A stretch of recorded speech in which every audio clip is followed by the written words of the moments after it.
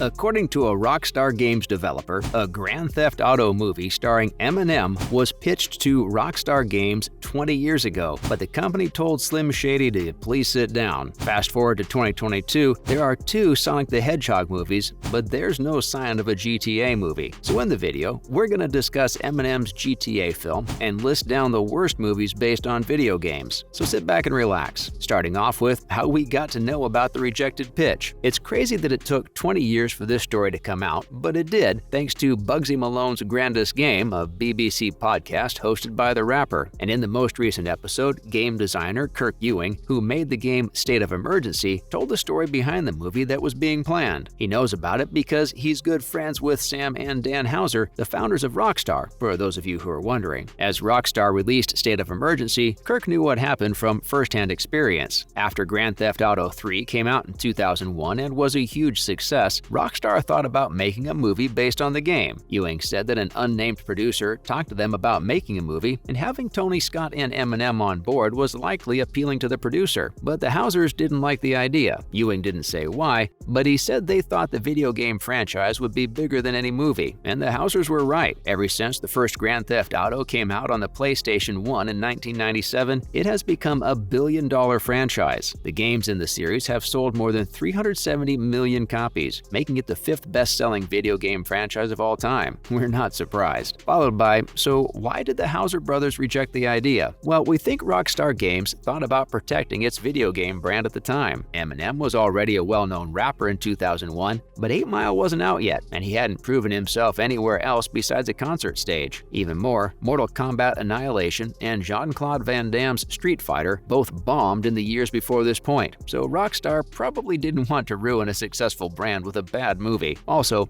it's one thing to play a game with over-the-top violence, but it's a different thing to show in a live-action movie. A Grand Theft Auto movie would probably cause outrage and start a new debate about violence and sexism in video games. And this is something that Rockstar probably didn't want to be associated with their games in 2001 when the country was in a very different mindset after 9/11. But since then, Eminem has shown that he can do well in a movie role, even though some film projects failed to see the light. The Crow was supposed to get a reboot or sequel, which would have starred both him and DMX in a hip-hop-focused version of the story. That would have been cool to watch. But for now, HBO's The Last of Us and the upcoming Super Mario Bros. Movie will probably keep gamers busy in the meantime. And we think the recent successes of movies and TV shows based on video games might convince Rockstar to make a Grand Theft Auto movie, with or without Eminem. Moving on to our list of the top 8 worst video game movie adaptations of all time. First up, at number 8, we have 1994's Double Dragon.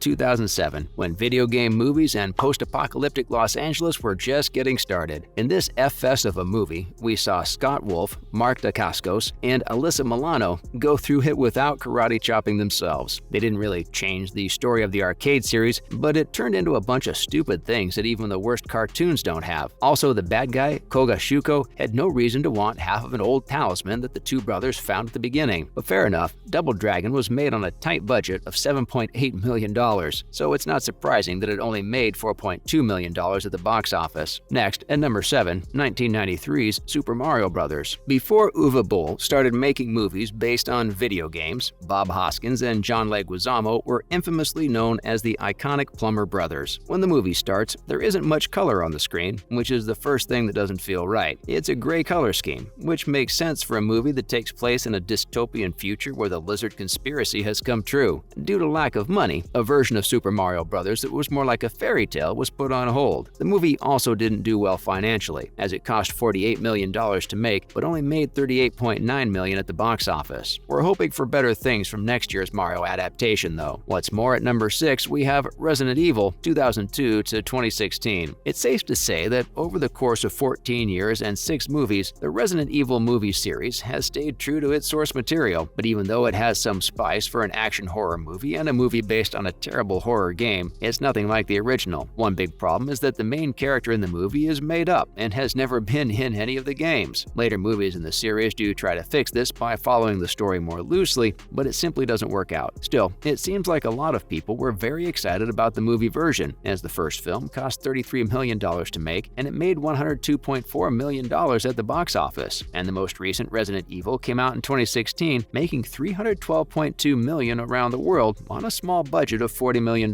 That's not bad. Not to mention at number 5, 1997's Mortal Kombat Annihilation. The second Mortal Kombat movie is a sequel to a good adaptation that made 10 times its budget, and it makes Mortal Kombat 3, the game it was based on, look like a sore loser who never gets picked in games. Also, co-creator Ed Boon isn't very fond of the movie either. Dang. Mortal Kombat Annihilation brought in $51.3 million at the box office, even though it cost $30 million to make. Now let's look at number 4 on the list, 2009's Street Fighter Chun-Li's Legend. Combat games are fun because they have simple stories with a lot of action and are easy to follow. The original Street Fighter movie from 1994 does a good job of showing that, but the new one is more of a show than anything else. Its pointless dialogue and boring direction might be best used to make memes on social media and YouTube compilations of some of the worst lines ever said. As for the budget for Street Fighter The Legend of Chun-Li, it was $18 million, but the movie only made about $12.8 million at the box office. Big L. Coming up next at number 3, 2005's Blood Rain. And the bronze goes to Uwe Boll's version of Blood Rain is a series of video games where you play as a vampire who hunts Nazis and other vampires. But the best way to mess up such a good combination is to just not use it. This is Boll's third attempt to turn a game into a movie, showing how some people can go from being horrifyingly bad to being horribly worse. Oh, and the sequels to Blood Rain, which came out in 2005, just show that these kinds of movies are doomed to fail. At least Blood Rain 2 Deliverance and Blood Rain The Third Reich didn't make it to the big screen and instead went straight to video. The first movie cost $25 million to make, but it only made $3.7 million at the box office. Not to forget at number 2, 2003's The House of the Dead. This first-person shooter by Sega wasn't the best when it came out, but some people still remember it fondly. But the movie, on the other hand, is the exact opposite. The plot is pretty simple. Teens are called to an island to have fun and party all night, but when they get there, they find a house full of hungry zombies. It could be worse, but the fact that the movie got a sequel is the worst thing. Maybe the audience found it funny? Surprisingly, House of the Dead made $13.8 million at the box office, which is just a little more than its $12 million